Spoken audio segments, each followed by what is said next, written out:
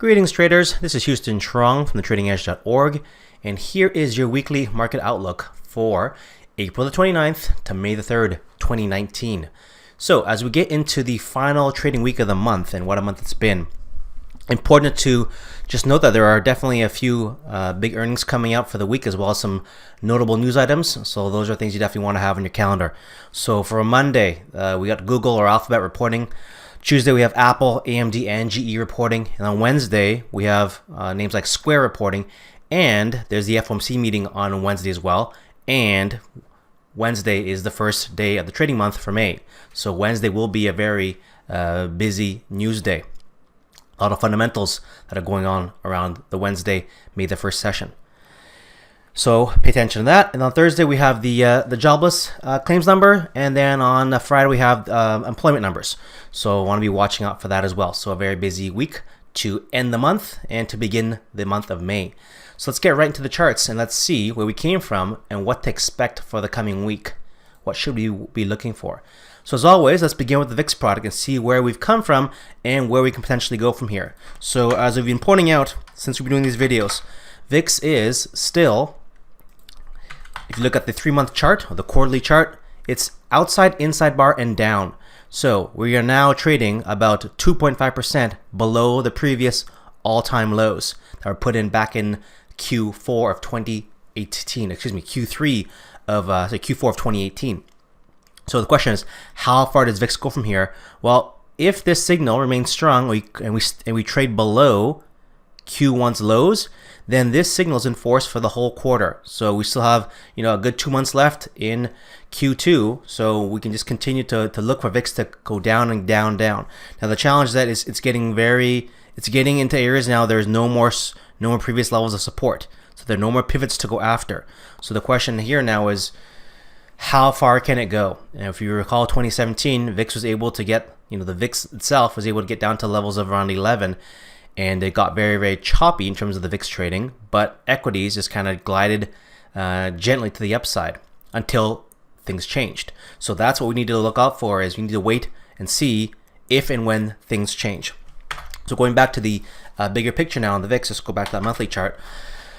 What we want to be looking out for here is something as follows. So if you're looking for a big change in, let's say, the trend for VIX, this is what you want to be looking for. So let's zoom into the weekly chart as an example. So we're going to zoom in here on the weekly chart. And what I have marked up on my weekly chart is the following. So the blue line, those are the quarterly open. So that's a 3-month open. That's where price opened up at each quarter.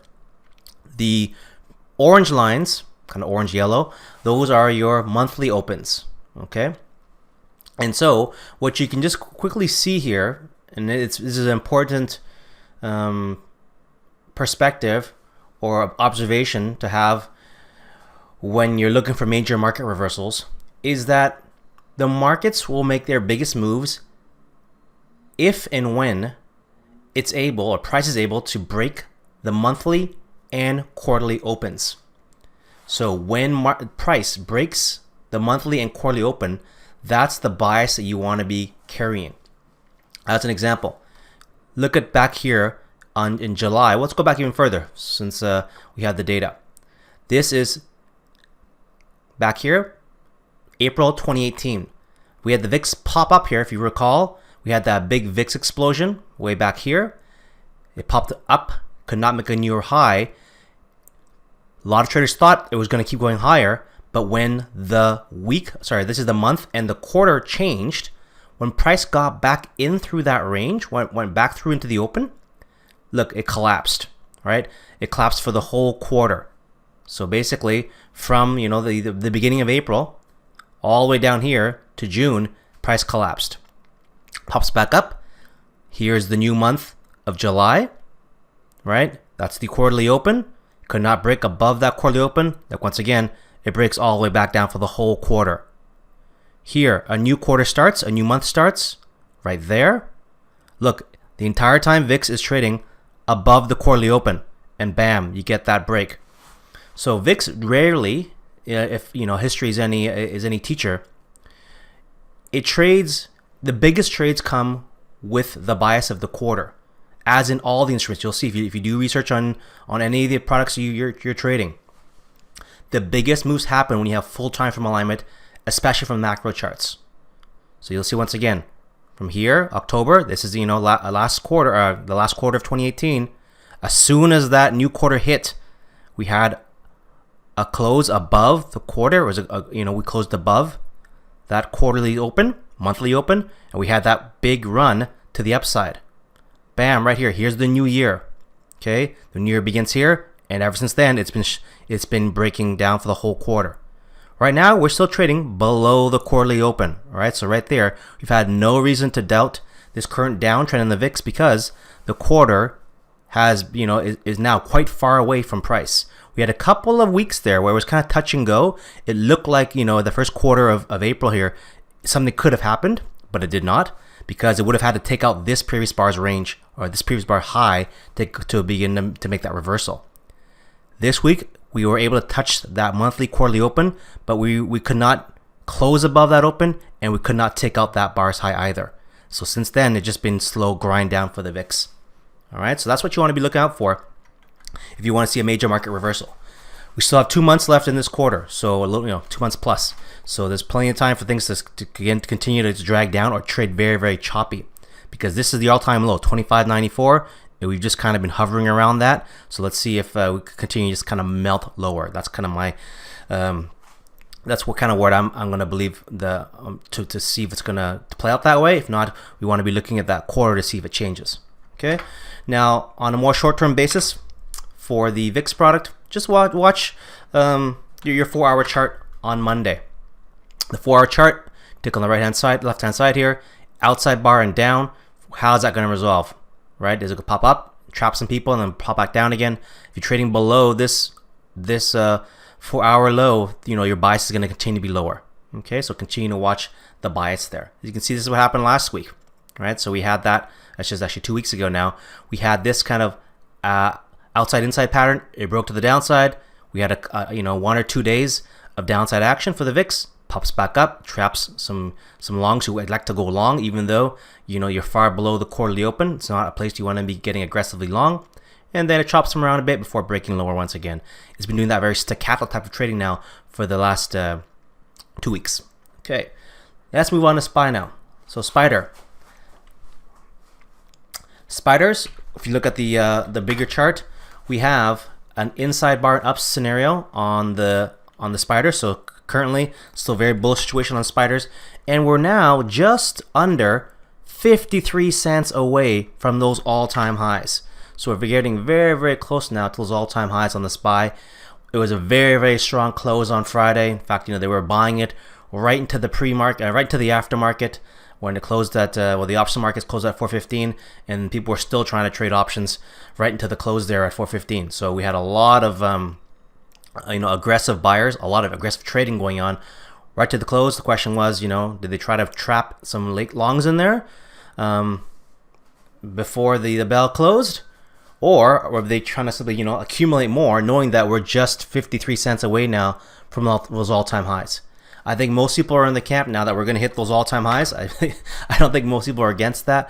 The question now is, do people use the all-time highs as a level of profit taking, or do we get another melt up, another leg up after that all-time high, as we're seeing in some of these other names and instruments? And we'll get to some of those later on.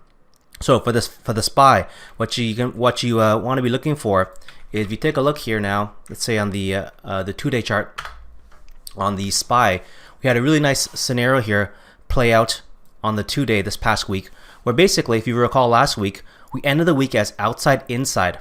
Okay, and so this week basically it just popped up, went inside bar and up, and then grinded higher for the rest of the week. Now, if you look at just that, it seems like a very smooth week, but it was actually quite a choppy week. So for those folks who actually trade intraday, you knew what I'm talking about. In that, here's the 4-hour chart. So here is your weekly open. So you open here. That's the purple line is your weekly open, and we had 2 good days of just basically gains. So you had Monday session, Tuesday session, and then we got hit with this. You have an inside bar to close out the 23rd that got countered with an outside bar, inside bar. So outside, inside. So inside, outside, inside. Any folks here who got long, thinking it was going to touch that 94 level because it was really close at that point, they got trapped. And then it broke down, right? So anyone who got long in this sequence here got, that went underwater on their trade. So a lot of people got stopped out here. They got faked out because we had some weak earnings names out there, and it looked like that it was touch and go if you're only focused on the lower time frame charts. This is why it's so important to keep that bigger bias, because if you look at that daily chart on the top right hand corner here, those two pullback days was just this stuff here, pulling you back to a moving average. This is the 5, that's the 10. So it was just a short pullback that was to be bought, if anything. All right, so you can see there now that was a scenario that played out, where you had that pullback that was just basically a buying opportunity, because on the 4-hour chart, once again, once this price broke above this high, there's your inside bar reversal. So there's an outside bar, inside bar, and down, right? So anyone who got short here, they're hoping it to break down further, but as soon as the price breaks above here, that's a inside bar reversal, because these guys get stopped out, and then it goes back after these high pivots here, and now you know where we are. We're just 51 cents away from those all-time highs. So let's see how Monday opens, and we're gonna wait and see if it can make it to those highs or not.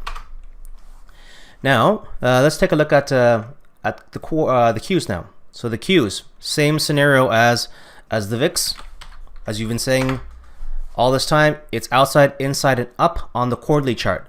Now, the Qs have been very, very strong. They've been kind of playing coy for a little bit, and then they've caught up.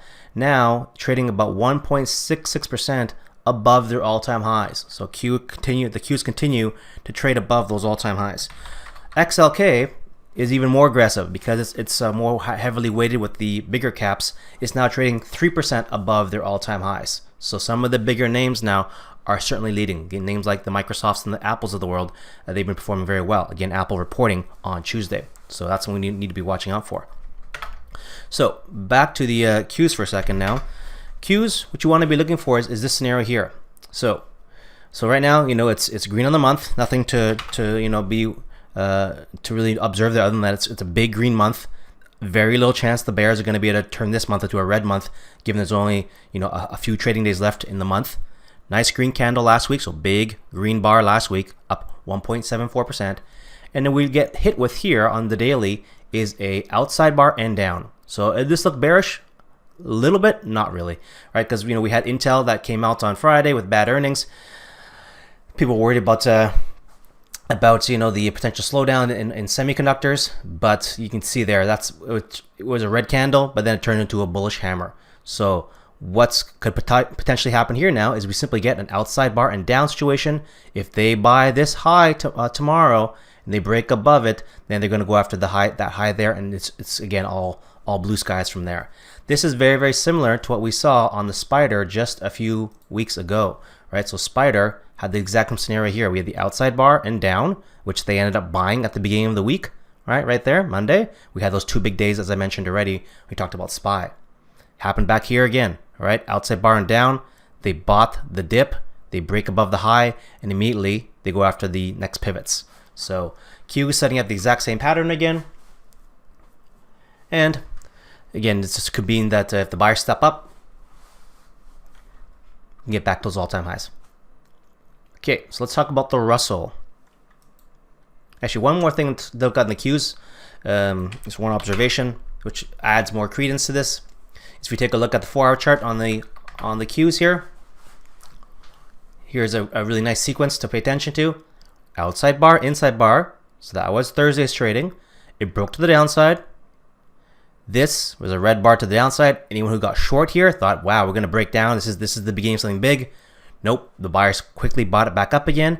And there's that inside bar reversal I talked about, right? So inside bar breaks to the downside.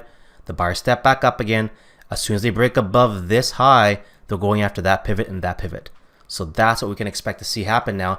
If the buyers continue to step in and be aggressive, they're going to go after those two highs, and we're back to those all-time highs for the Qs. Let's talk about Russell. Russell Russell's a little bit more, it's a bit more of a laggard. So it's slowly coming alive, but certainly nowhere near as aggressive or nowhere near as strong as the Qs.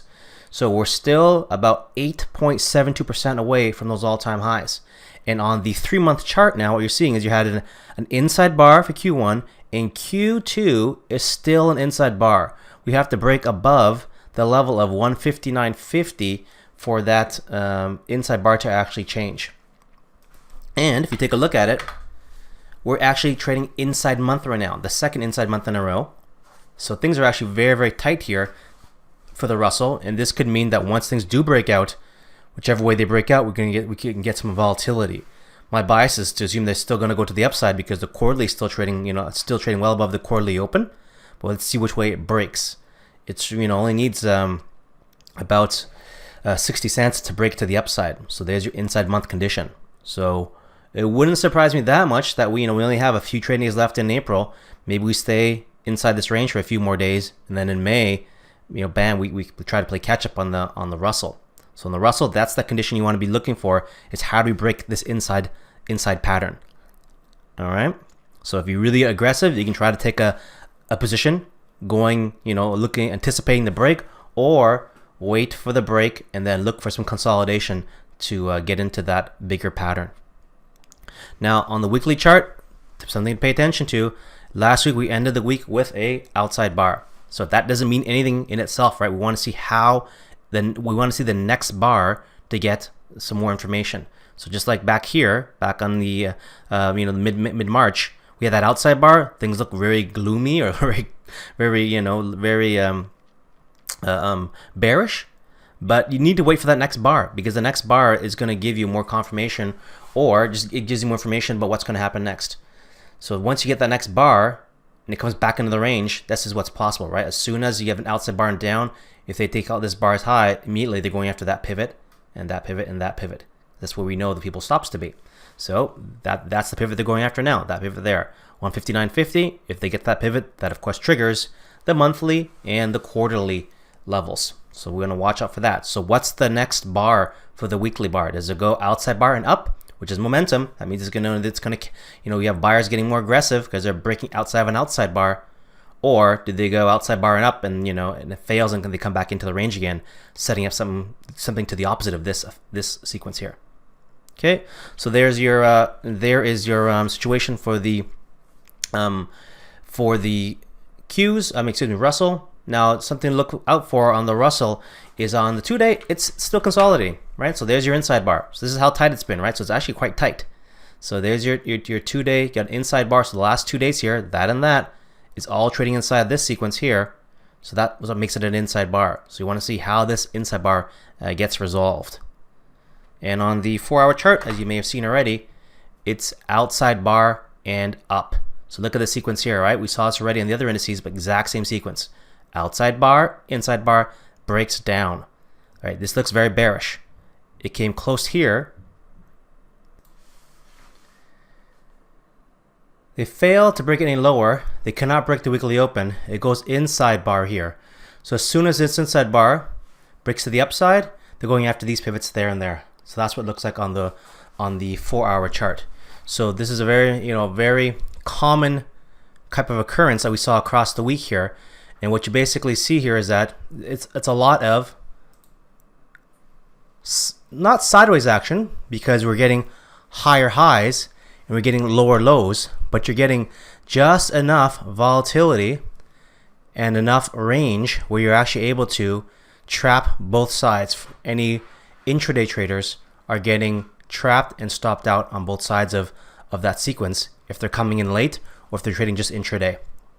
So kind of tight trading there, and this is what you can expect when you're trading inside, right? So very, very tight sequence there. So let's take a look at the Dow now. On the Dow, the 3-month chart, very strong. There's your outside bar and up, and going after the outside bar high, which would give us the all-time highs for the Dow. Trading just under 1.46, 1.5% away from those all-time highs. Now, on the monthly chart, you have that inside bar up scenario. So that signal is in force, and we're going after that high right there of 269.28. Now on the weekly, this is what we have left with. We have an outside bar, just like we have on the Russell, although it looks stronger than the Russell. So let's see what that next bar is, and let's see how it resolves itself. On the daily chart, here's what you have. You have that inside bar. It breaks to the downside, and that looked very bearish, right? You have that inside bar break to the downside. There's actually an inside bar reversal here. Look, to the downside. Inside bar breaks to the upside. The bulls thought they could push it all the way up to all-time highs here. They could not. In fact, they could not break out that day's breakout. Turn to an inside bar. The next day, they gap it down. So they basically stopped out anyone who had tight stops here, there, right? So they stopped out everyone here. So anyone who got involved late here and had their stops below those areas, it was a very good sequence by the sellers. They all got stopped out. So these are all late longs, right? These are all people who were long late, and they got stopped out in that sequence there. Then it goes inside bar reversal right there. Right at the end of the day on Friday, look, 265.25. It closes at 265.34. Anyone who got short here, put their stop above that high, got stopped out on Friday afternoon. So very, very good rebounds, rebound by the buyers. They stopped them out. So now, inside bar reversal, the next pivot is that pivot there. If the buyers can keep going, they're going for the gap fill, and then they're going for that pivot there. Okay, so there's your inside bar reversal sequence there. So let's see what the Dow does on Monday. Now let's talk about UKOIL, because that was very volatile this week, and this is one of those things that could affect the bigger market, the markets at large. So on the 3-month chart, oil still playing out its outside inside bar up scenario. Okay, so if we take a look at oil here now, let's see how far it is from all-time highs. So it has to go from there to there. Has to move 21, not all-time highs, excuse me, to reclaim the highs of Q4. So it has to go about 21% to get back to Q4 levels. So quite a ways to go still, a lot of potential there. But this week, what we need to look out for here is that oil was actually left with a kind of a big shooting star pattern here on the weekly chart. It was very bullish earlier in the week, but then we had some news come out that affected potential inventory levels, and now we have that week turning into a shooting star. So what do we have happen next week, right? Does it confirm to the downside and break lower and begin to take out these lows? That's what I want to be watching out for, because this is not a nice candle, but again, not enough in itself. So this is not enough in itself. We want to see how now it can take out these lows for a bigger market, potential bigger reversal. So I'm not saying don't take the short. I'm saying, for something bigger to occur, you want to begin to see these levels get taken out. Again, the quarterly opens right here. So you still have a lot of work to do to break this quarterly open, and before it turns into something perhaps even bigger. But on the daily chart, look what we got left with, right? So there's our inside-outside sequence. Happens all the time, inside-outside. That means people get trapped, right? Because anyone who bought that inside bar break to the upside thinking it was going to go higher, as soon as it came in here, they got stopped out. And the shorts, they pile in. And this is what happens on Friday. Boom. They piled in. Anyone who's still long from this sequence, right, they got stopped out.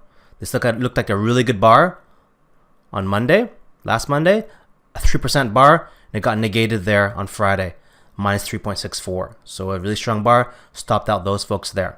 So the question here now, it's outside and down, does it continue to go down? Okay, so as soon as it goes down, if they come back up to the range again, there's potential for it to go back up again. So that's what you want to be watching out for, is how does it resolve itself? Okay, because on the 2-day chart, we have that big outside bar. So once again, it's really not enough just to see that outside bar. You really want to see what comes after that outside bar to give you more context around the next potential move. So that in itself is bearish because it wiped out a bunch of longs. But now we want to see what's the next bar. Does it go inside bar? Does it go, inside bar and back up again? Or does it go outside bar and down, which is more momentum? And then we want to play that appropriately. Let's talk about bonds. Bonds had a good strong week. Okay, so on the bigger macro chart, on the 3-month chart, you're trading inside bar. Okay, so there's inside bar now for the currently inside bar for the quarter. On the monthly chart, we're inside bar following an outside bar. And this is what I mentioned right at the beginning of the month, is how do you get out of this month, the prior month, because it's such a big bar.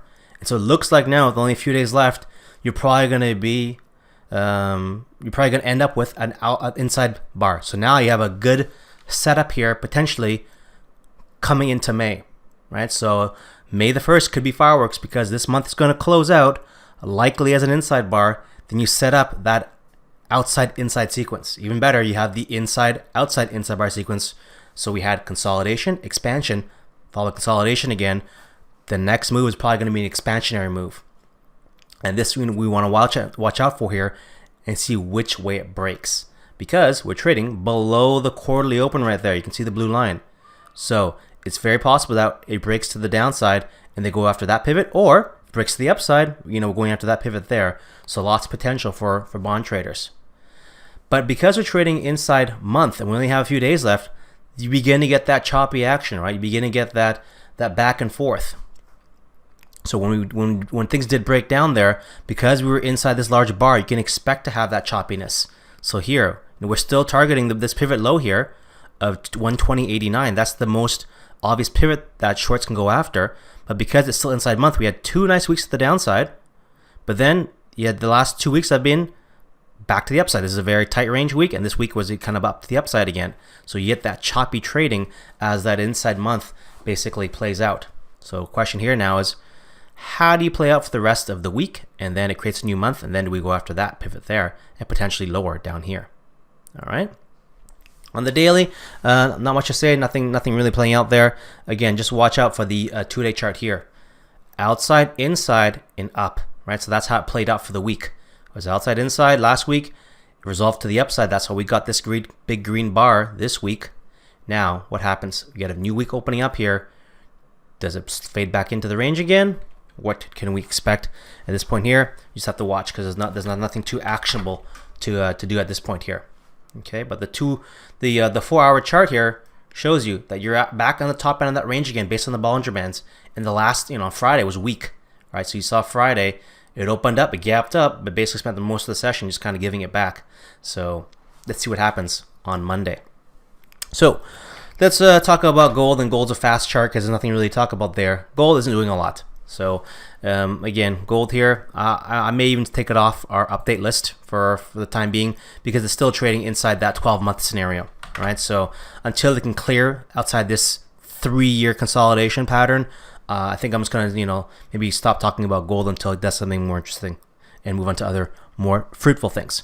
So one new instrument to talk about today, one new index, right, that I don't talk about often, is EEM, which is the Emerging Markets Fund.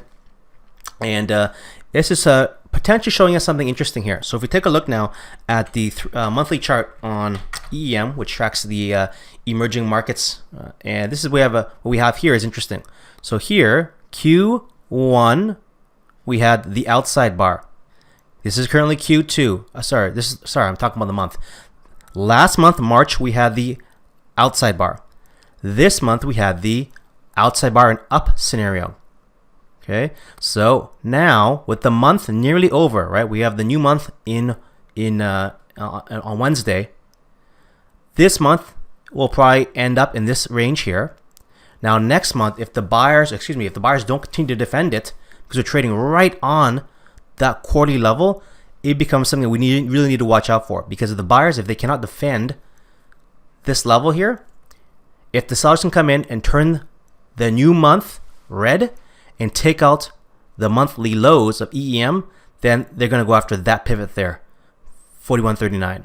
And so this could be a big change, because that would give us definitely give us a tell on the strengths of the Asian markets. So if you want Asia to continue to participate, the buyers have to step up here and continue to press higher. Otherwise, if they can't defend this area, the quarterly open, right, and this monthly low, 43.35, we need to watch out for Asia getting materially weaker here as they go after that pivot there. Okay, so definitely watch out for Asia and see how that plays out. Right now, it still looks like the buyers are in control here. So on the 2-day chart, right, so there's that 43.35 level. the buyers, it went right down to there. The buyers defended here on Thursday, Friday. So there's Thursday here. There's Friday. It kind of came close to, it came close to the monthly open. Dipped below it. They bought it again. And now you have that outside and down sequence. Once again, if the buyers can break above this high here, they're going back up into that and to take out that pivot. So right now the buyers are defending. But again, watch as we get into the new month. As we have more news coming out. If this level breaks, 43.35, look for Asia to get softer as they go after that pivot there. Okay, now let's talk about Bitcoin. Digital gold. Very volatile week in the crypto markets because of the BitFinex Tether news that came out. But Bitcoin has recovered quite in a quite strong and in an impressive fashion. So if you're a long-term player or trader, this past week's news is just a little blip. You don't even really notice it. But if you're trading intraday, or if you were involved, late to the party, then it was quite a volatile week. So Bitcoin's still trading inside quarter and up. Okay, so they're still going after that pivot there, 7,788 on the month. Still outside, inside, and up. So long as it stays above 42.10. This uptrend is still valid. Weekly, we have that inside bar break to the upside, and it's still trading above that break. So the break here was 5404.8. Now we're trading at 5479, 5480 area. So they're still trading above the previous inside bar. What you don't want to see if you're a bull of Bitcoin is you don't want to see this low get taken out. So next week, as this week ends in several hours, you don't want to see the low here get taken out. Otherwise, you'll have an inside bar reversal, and then you have the possibility that it comes back into the range here again. Okay, so that's what you want to look out for. If you're a bull, you don't want to see this inside bar breakout fail. On the daily, again, here's that big dip day that happened on the news from Tether Bitfinex. Looked bad. It was down close to 5%, but the next day, right away, the buyers step in and they turn it to an inside day. That means the bears could not break it any lower, so they ended up in a stalemate. Then on Saturday, we had even a tighter range. Then here on Sunday now, they're currently breaking to the upside on this inside bar breakout. Okay, so continue to watch out for those levels. But right now the trend is still up. Once again, you just want to see the lows get taken out of this past week's low for that trend to remain higher. Let's talk about a few more things here. Let's take a look at Total, which looks at all the crypto markets in aggregate. It has it as an index, and it's still looking strong. Okay, so right now, if you look at let's give it a second to catch up. If you look at the 3-month chart, it's still the same. It's inside bar and up. Month is outside, inside, and up. So very strong chart. And the only thing to look out for here on the Total market here is that you have an inside, outside scenario on the weekly chart. So the next bar, what is it going to do? Does it come back up again, or do we have a break to the downside? This is something you want to wait and see how it plays out. But right now, if you look at the bigger time frame chart, the 2-day, the time frame bigger above the 2-day chart, daily chart, you have outside and down. So here's your inside bar. As soon as if it can break out above this high and that high, they're going back to that pivot, and then the trend goes up higher again. But right now, as you can see, it's very, very tight trading, right? Because we're dancing right on that Bollinger Band. So if it does that little Bollinger Band walk, it has to keep going. When it doesn't, which it didn't, right? It broke back into the range. This is what you can expect. So now, how do you rebuild out of this? Does it break? Do we continue to consolidate if we go higher, or do we consolidate and come back in again? Let's talk about a few other interesting sectors, and then we'll wrap things up. So I talked about energy already, and energy is certainly a place that we want to be watching. XLE, energy equities. If you look at the 3-month chart, we had that outside, inside bar that broke to the upside, but it fell back into the range. So this week it fell back below 67.42, which was the high of last month. We came back in the range again here now. So with the new month coming up once again, right? Does it take out this quarterly? Well, let's take a look here on the month. There's your monthly bar.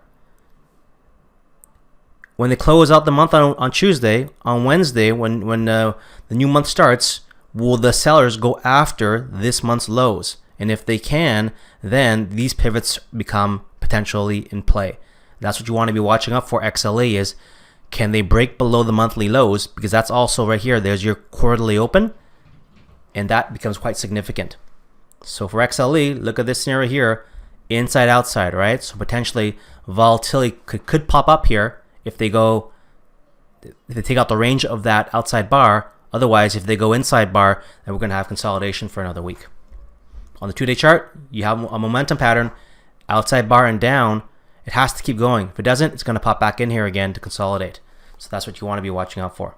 Okay, but one strong sector, or there's actually a lot of strong sectors. Most of the sectors look very, very strong. Notable is financials. The financials have really been picking up steam this last month. Look at the weekly chart. We have 4 nice green weeks here.